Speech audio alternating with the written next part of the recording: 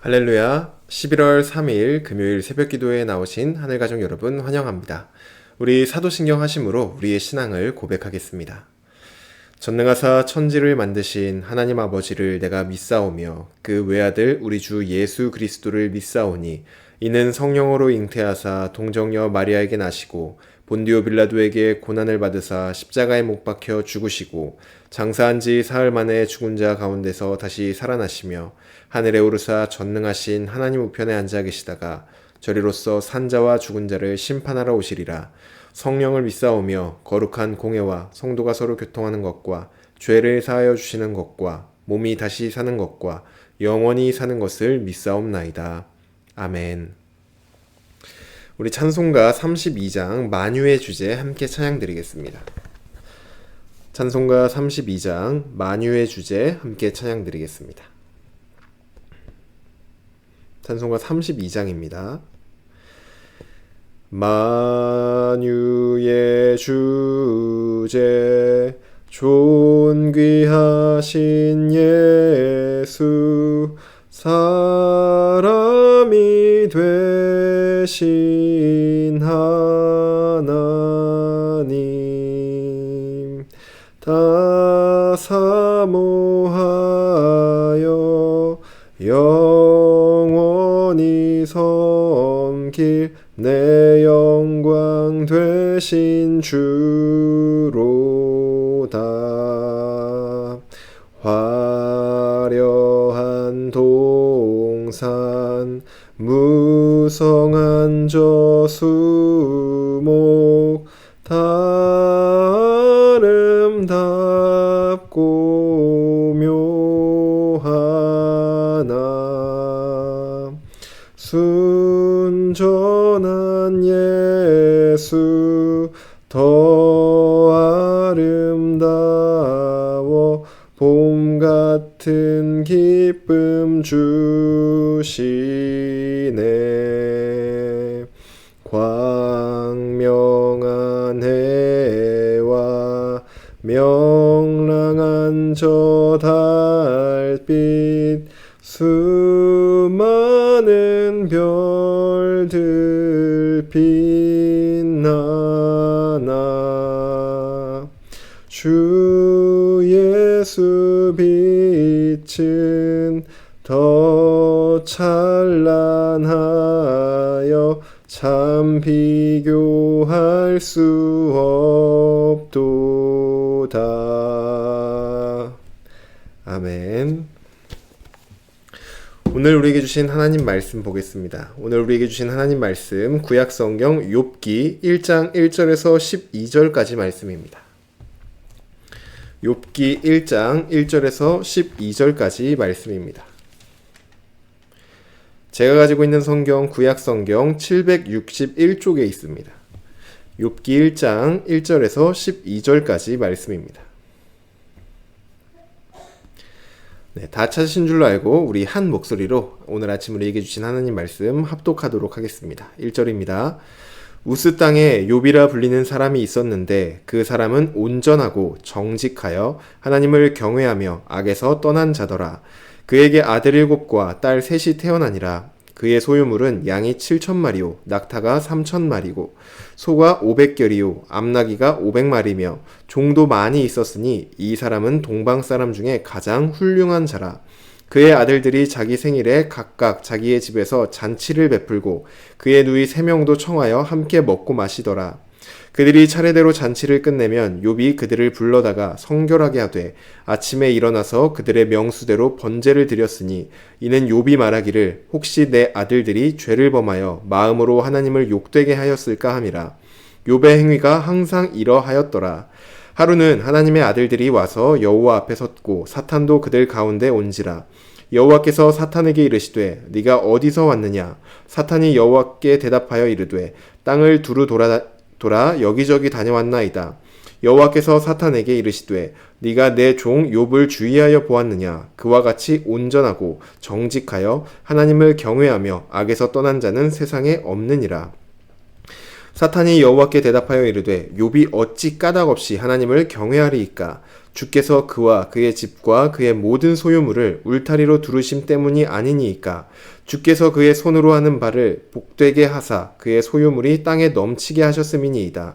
이제 주의 손을 펴서 그의 모든 소유물을 치소서. 그리하시면 틀림없이 주를 향하여 욕하지 않겠나이까? 여호와께서 사탄에게 이르시되 내가 그의 소유물을 다 내 손에 맡기노라. 다만 그의 몸에는 내 손을 대지 말지니라. 사탄이 곧 여호와 앞에서 물러가니라. 아멘. 기도드리겠습니다. 사랑의 하나님, 감사합니다. 오늘 이 아침도 하나님을 찬양하며 주님을 예배합니다. 우리가 드린 예배를 주님 받아 주시옵소서. 하나님 또한 오늘 아침 우리를 향하신 하나님의 말씀 듣기를 원합니다. 우리를 살리시고 또 우리의 갈 길을 바로 인도하여 주시는 하나님의 그 빛 되신 말씀, 생명의 말씀, 생명수 되신 말씀 듣길 원하오니 우리에게 말씀하여 주시옵소서. 하나님 오늘도 주님께 우리의 모든 것 맡겨드리며 나아가오니 주님 우리의 삶과 이 시간을 받아 주시옵소서. 감사드리며 예수님의 이름으로 기도드립니다. 아멘. 할렐루야. 오늘 우리 함께 읽은 욥기 1장 1절에서 12절 말씀으로 하나님 말씀 함께 나누겠습니다. 네, 오늘부터 12월 중순 정도까지 욥기 말씀을 함께 살펴보려고 합니다. 여러분들은 욥기 하면 무엇이 가장 먼저 떠오르시나요? 1장부터 42장까지 아주 긴 내용이지만 이 내용들을 한번 생각해 보시고 떠올리실 때 욥이 당한 고난에 대해서 가장 많이 생각나실 것입니다. 그도 그럴 것이 욥기는 전체적으로 고난에 관하여 우리에게 몇 가지 지혜를 주고 있기 때문입니다. 욥기에서 주는 고난에 대한 지혜는 크게 세 가지로 좀 나누어 볼 수 있을 것 같습니다. 첫째로는 우리에게 다가오는 고난은 우리의 지혜로 다 이해할 수 없다는 것입니다. 하나님의 지혜로우심, 또 하나님의 크심, 하나님의 놀라우심 앞에서 우리가 하나님을 다 이해할 수 없듯이 하나님의 다스림에 있는 이 고난도 우리가 전부 다 이해할 수 없다는 것이 바로 첫 번째 고난에 관한 지혜입니다. 무슨 말이냐 하면은 이 고난이 도대체 나에게 왜 주어진 것인가? 이 고난은 내가 어떻게 이해하면 되는가? 이처럼 우리가 고난을 당할 때 이 고난에 대해서 생각하고 이해해 보려고 하지만 고난은 우리가 전부 다 이해할 수 없는 영역이다. 이것이 바로 이 욥기가 우리에게 주는 고난의 첫 번째 지혜입니다. 둘째로 우리에게 다가오는 고난은 우리의 잘못 때문에 주어지는 벌이 아니라는 것입니다. 두 번째로는 우리에게 고난이 다가올 때 그 고난이 우리가 잘못한 일에 대해서 어떤 형벌이나 벌로 다가오는 것이 아닐 수 있다는 것입니다. 제가 우스갯소리로 하는 말 중에 이런 말이 있습니다. 밥을 먹다가 살해에 걸렸으면은 내가 기도 안 했나? 이렇게 생각해 보고 또 이렇게 다른 사람이 살해에 걸리면 이렇게 말을 하는 것입니다. 이 말에는 저 역시 무언가 안 좋은 일이 생기게 되면은 내가 뭘 잘못해서 하나님이 그렇게 하셨다는 어떤 권선징악의 개념으로 생각하고 있다는 것을 보여줍니다. 하지만 우리가 받는 고통은 반드시 우리가 잘못해서 하나님이 벌을 주신다는 그러한 개념의 고통만은 아니라는 것을 우리 함께 읽을 이제 욥기 말씀이 우리에게 말해주고 있습니다. 마지막 세 번째로는 욥기는 우리에게 우리 인생 가운데 고난이 다가올 때 우리가 무엇을 해야 하는지를 제시해주고 있습니다. 우리는 고난의 때에 왜 나에게 이러한 일이 일어나는지 그 원인을 찾으려고 합니다.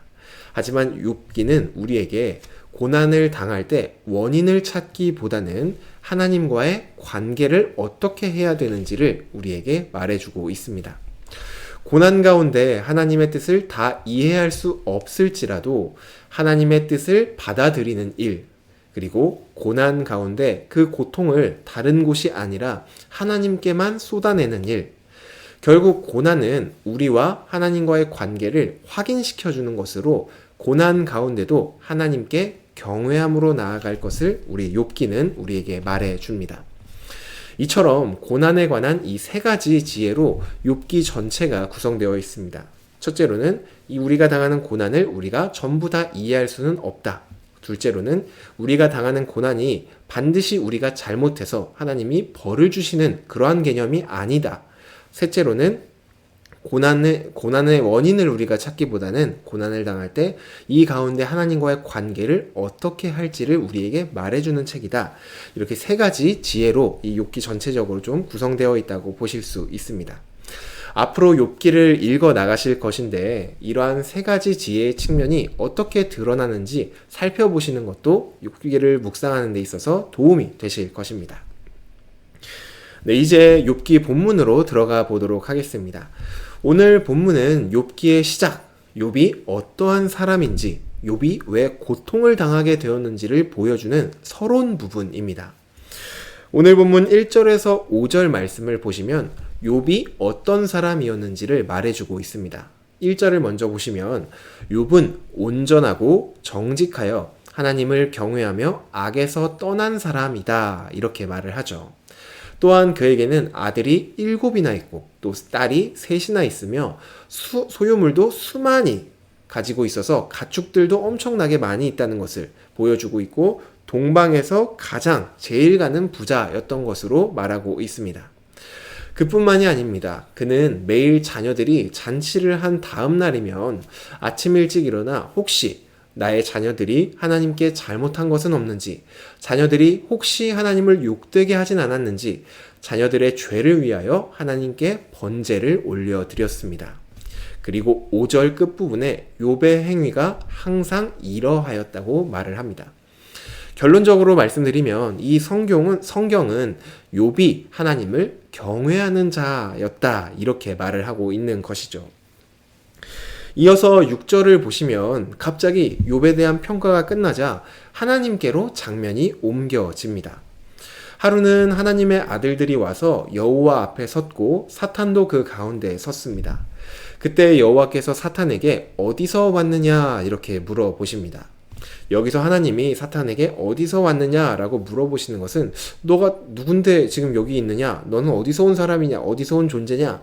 이렇게 사탄이 갑자기 등장해서 물어보는 것이 아니라 지금까지 어디에 다녀왔는지를 묻고 계신 것입니다. 그러자 사탄은 땅을 두루 돌아다니며 여기저기 다녀왔다고 대답을 합니다.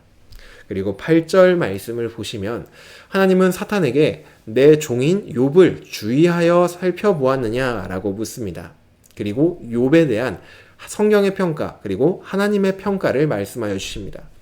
욥 그와 같이 온전하고 정직하여서 하나님을 경외하며 악에서 떠난 자는 이 세상에서 없느니라 라고 성경이 말했던 욥의 평가처럼 하나님도 욥을 누구보다 온전하고 정직하고 하나님을 경외하며 악에서 떠난 자다 이렇게 말씀하고 계신 것입니다. 그러한 욥을 너는 두루 돌아다니면서 혹시 욥이란 아이를 보았니? 욥이란 사람을 보았니? 라고 하나님이 사탄에게 묻고 계신 것이죠. 그러자 사탄은 욥을 전혀 다른 사람으로 평가하기 시작합니다. 성경이 말하는 것과 또 하나님께서 평가하신 욥은 하나님을 누구보다 신실하게 경외하는 자였습니다. 그런데 이번엔 사탄이 욥을 전혀 다른 사람으로 평가하기 시작하죠. 9절부터 보시면 사탄은 욥이 아무런 이유 없이 하나님을 경외하는 것이 아니다 이렇게 주장을 합니다. 욥이 하나님을 지금까지 경외하는 것은 하나님께서 욥에게 주신 수많은 물질의 축복 때문이라고 말을 하며 만약에 하나님이 욥에게 지금까지 주신 모든 소유물들을 다 빼앗아 가시면 틀림없이 욥은 하나님을 욕할 것입니다. 이렇게 말을 합니다. 욥이 지금까지 신실하고 온전하고 정직하고 하나님을 경외할 수 있었던 것은 하나님이 그에게 주신 온갖 복들 때문이다. 그러니 이 복을 만약에 다 소유물들을 다 앗아가면 욥은 하나님을 경외하는 것이 아니라 하나님을 욕할 것입니다. 라고 말하고 있는 것이죠. 그러자 하나님은 사탄에게 욥의 모든 소유물을 너에게 맡길 테니 너가 그것을 알아서 해보아라. 다만 그의 몸과 생명에는 손을 대지 말아라. 이렇게 말씀하십니다. 하나님은 사탄이 주장했던 대로 과연 욥이 그런 사람인지 네가 직접 소유물을 뺏어 보아서 직접 확인해 보라. 이렇게 말씀하고 계신 것이죠. 여기까지가 욥기의 이 출발 부분이고 욥이 왜 고난을 당하게 되었는지를 보여주고 있는 부분입니다. 오늘 우리가 함께 살펴본 본문에서도 고난에 관하여 우리가 몇 가지 생각해 볼 것들이 있습니다. 첫째로는 욥이 이제 앞으로 받게 될 고난에 대하여 욥이 어떤 거를 잘못해서 받는 게 아니라는 것을 오늘 본문은 분명하게 보여주고 있습니다. 하나님은 지금 욥이 어떤 나쁜 일을 했다, 어떤 잘못을 했다라고 말씀하시는 것이 아니라 누구보다 신실하고 정직하고 온전하게 하나님을 경외했다라고 평가를 합니다. 그런데도 불구하고 앞으로 욥이 받게 될 고난이 있다는 것이죠. 이것은 착한 일을 하면 상을 받고 또 나쁜 일을 하면 벌을 받는다는 어떤 권선징악의 가치관을 가지고 있는 자들에게나 큰 충격으로 다가옵니다. 욥만 살펴보아도 하나님께 직접 온전하다고 평가를 받았죠. 그리고 악에서 떠난 자라고 평가를 받았습니다. 그리고 이 평가는 과거의 어떠한 시점에서 욥이 그렇게 지냈는데 지금은 아니다, 이러한 평가가 아니라 바로 고난을 당하기 바로 직전까지도 하나님의 평가처럼, 이 성경의 평가처럼 하나님을 언제나 경외하는 그런 자였다는 것입니다. 욥은 무언가 하나님께 죄를 지어서 또는 하나님께 잘못을 해서 고난을 받는 게 아닙니다. 이 사실을 우리는 우리에게도 그대로 적용해야 합니다. 때로는 우리 자신에게 어떠한 고난이 찾아왔을 때, 이건 내가 무엇을 잘못해서 그렇구나, 내가 죄를 지어서 그렇구나 라고 자신을 정죄하는 분들을 보기도 합니다. 또 때로는 자신이 아니라 가장 가까운 사람들, 자녀들이나 우리의 남편이나 나의 아내나 이렇게 내 가까운 사람들이 고난을 당할 때 그것이 나 때문이라고 자책하는 분들도 볼 수 있습니다. 이러한 분들에게 오늘 본문은 그 고난당함이 나의 잘못도 그 누구의 잘못도 아니라고 말하고 있는 것이죠. 그러니 죄책감을 갖고 자신을 자책하지 말라고 오늘 본문은 우리에게 말해주고 있습니다. 또한 오늘 본문은 그렇다면 나에게 주어진 이 고난, 그것이 나의 죄나 나의 잘못 때문에 주어진 고난이 아니라면 나는 그 고난 앞에서 도대체 어떻게 이 고난을 이해해야 되고 나는 어떻게 그 고난 앞에서 반응해야 될 것인지 우리에게 묻고 있는 것입니다. 사탄은 욥이 가진 모든 재물을 빼앗으면 하나님을 경외하는 것을 멈추고 하나님을 반드시 욕할 것이라고 말하였습니다. 하지만 하나님은 분명하게 나와 있진 않지만 문맥상으로 볼 때 욥은 모든 재물을 잃어도 하나님을 향한 경외를 잃지 않을 것이라고 말씀하고 계신 것이죠. 이것은 우리에게 주어진 알 수 없는 고난 가운데 우리는 어떠한 것을 선택할 것인지 우리에게 묻고 있는 질문입니다. 우리가 고난을 당할 때 사탄의 의견처럼 하나님 경외하기를 그치고 하나님을 욕할 것인지, 아니면 하나님의 말씀처럼 여전히 하나님 경외하기를 선택할 것인지, 우리는 과연 어떠한 선택을 할 것인지를 오늘 본문이 우리에게 묻고 있는 것이죠. 하나님 가족 여러분, 여러분들은 어떠한 선택을 하시겠습니까? 제가 믿어 의심치 않는 것은 지금 이 시간 함께 예배 드리시는 여러분들은 하나님 경외하기를 선택하겠다고 분명히 다짐하셨을 것입니다. 그러한 평생이 되기를 주님의 이름으로 축복합니다. 하지만 우리가 이렇게 다짐하고 또 이렇게 결단을 한다고 해서 우리가 고난을 당할 때 하나님 경외하기를 선택하는 것이 결코 쉬운 선택인 것은 아닙니다. 하지만 우리가 앞으로 함께 살펴볼 욥기는 우리에게 그러한 사실도 말해주고 있습니다. 그럼에도 욥기는 그것이 우리에게 불가능한 일이 아님을 말해주고 있습니다. 우리가 앞으로 1장부터 계속해서 욥기를 살펴볼 것인데 이 욥기의 긴 내용 동안 우리는 분명하게 보게 될 것입니다. 고난 가운데 하나님 경외하기를 선택하는 것이 정말 쉬운 일은 아니구나 라는 것을 우리는 이 욥기와 함께 깨닫게 될 것입니다. 하지만 그럼에도 불구하고 우리가 하나님 경외하기를 선택하는 것이 불가능한 일이 아님도 욥기는 우리에게 앞으로 말해줄 것입니다.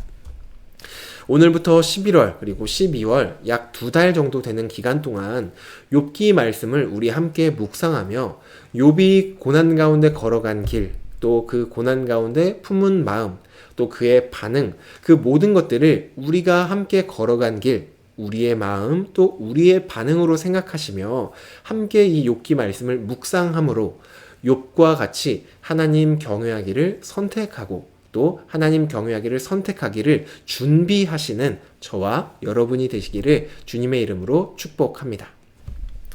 오늘 내용을 잠시 한번 정리를 해보면, 첫째로 우리 인생 가운데 찾아오는 고난은 반드시 우리 죄 때문에 그런 것은 아니다.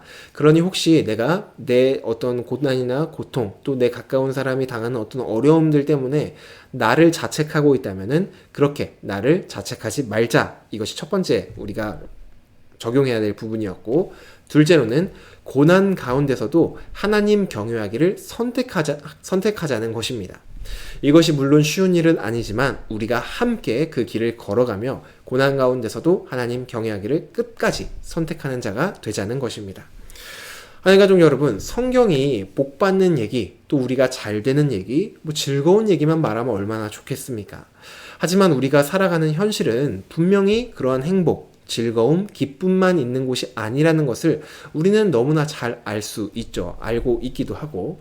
그렇기 때문에 우리가 이해할 수 없는 고난도 우리와 함께하는 것이 우리가 사는 이 세상이기 때문에 오늘 우리가 함께 읽기 시작한 이 욥기 본문이 우리에겐 너무나 중요합니다. 오늘 본문 묵상하시며 하나님 앞에서 다짐이자 또 이렇게 한번 기도해 보시기를 바랍니다. 하나님, 내 인생에 어떠한 고난이 찾아와도 하나님 경외하기를 선택하게 하여 주십시오. 물론 그 선택이 결코 쉽지 않을지라도 하나님께서 끝까지 나와 함께 하시며 도와주셔서 결국은 우리가 끝내 하나님 경외하기를 선택하여 그렇게 살아가게 하여 주시옵소서 라고 우리의 마음과 또 결단을 담아서 함께 기도하시기를 바랍니다. 네, 오늘 하루도 주님의 은혜와 또 그 충만한 복이 함께 하시는 그런 하루가 되시길 주님의 이름으로 축복합니다. 오늘 주신 말씀 놓고 함께 기도하겠습니다. 사랑의 하나님, 감사합니다. 오늘부터 우리가 함께 살펴볼 이 욥기를 통하여 고난 가운데 우리가 어떻게 반응해야 되고 어떻게 무엇을 선택해야 되는지 알려주시니 감사를 드립니다. 하나님, 때로는 우리 인생 가운데 찾아오는 어떠한 고난과 어려운 일 앞에서 우리는 그 일이, 그 고난이 나의 잘못 때문처럼 생각할 때가 있습니다. 그래서 나를 죄책감을 갖고 나를 자책하기도 합니다. 하지만 오늘 본문이 우리에게 말하였듯이 우리 인생에 다가오는 모든 고난이 나의 잘못 때문에 다가오는 것이 아님을 다시 한번 봅니다. 하나님, 이제는 우리가 죄책감에서 벗어나 오히려 하나님을 선택하고 또 하나님께로 나아가는 우리가 될 수 있도록 인도하여 주시옵소서. 또한 주님, 고난 가운데 우리 인생 가운데 두 가지 선택지가 놓여졌습니다. 고난 가운데 하나님을 떠나 하나님 경외하기를 잃어버릴 것인지, 고난이 힘들고 어렵지만 그 가운데서도 하나님 경외하기를 놓지 않을 것인지 두 가지 선택지가 우리에게 주어졌습니다. 하나님, 간절히 주님 앞에 기도드리는 것은 우리 인생 가운데 어떠한 힘듦과 어떠한 어려움과 어떠한 고난을 만날지라도 그 가운데 하나님 경외하기를 선택하는 것이 정말로 어려운 일일지라도 우리가 끝까지 주님 다시 만날 그날까지 언제나 하나님 경외하기만 선택하는 우리 모두가 될 수 있도록 성령 하나님 우리와 함께하여 주시고 우리를 인도하여 주시옵소서. 그리하여 그 끝날 하나님이 주시는 그 위로를 경험하는 우리 모두가 될 수 있도록 주님 인도하여 주시옵소서. 오늘 하루도 우리의 삶을 주님께 맡겨드립니다. 주님 홀로 영광 받아 주시옵소서. 감사드리며 예수님의 이름으로 기도드립니다. 아멘. 네, 오늘 예배를 마쳤습니다. 오늘 하루도 주님 은혜 안에 승리하시는 하루를 보내시고 또 오늘은 금요일로 금요 성령 집회가 있습니다. 함께 예배 자리로 나오셔서 우리에게 주신 하나님 말씀 듣고 또 우리가 한 마음, 한 뜻을 모아 하나님 앞에 기도 올려드리는 시간 보내시면 좋겠습니다. 오늘 하루도 승리하시길 바랍니다.